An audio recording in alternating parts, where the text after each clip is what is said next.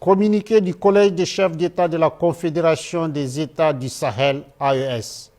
Le Collège des chefs d'État de la Confédération AES regrette la destruction d'un drone des forces armées et de sécurité de la République du Mali, immatriculé TZ-98D, suite à un acte d'hostilité du régime algérien dans la nuit du 31 mars au 1er avril 2025 à Tizawaten, cercle d'Abebara de la région de Kidal. Le Collège des chefs d'État de la Confédération AES rappelle qu'en application de sa décision en date du 22 décembre 2024, il a décidé, entre autres mesures, de faire de l'espace confédéral un théâtre unique d'opérations militaires. Par conséquent, le Collège des chefs d'État de la Confédération de l'AES considère la destruction du drone des forces armées de sécurité maliennes comme étant une agression visant tous les États membres de la Confédération AES et une voie perfide de promouvoir le terrorisme ainsi que de contribuer à la déstabilisation de la région.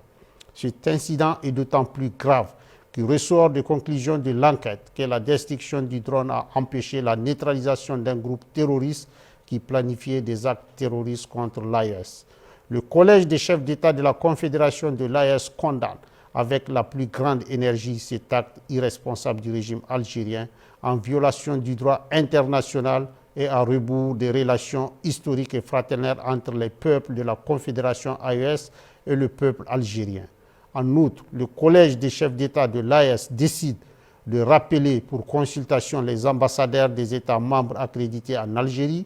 Le Collège des chefs d'État de l'AES, d'une part, rappelle au régime algérien que l'éradication du terrorisme demeure une lutte existentielle pour l'AES. D'autre part, exige de lui d'adopter une posture constructive et de contribuer enfin à la promotion de la paix et de la sécurité dans notre région.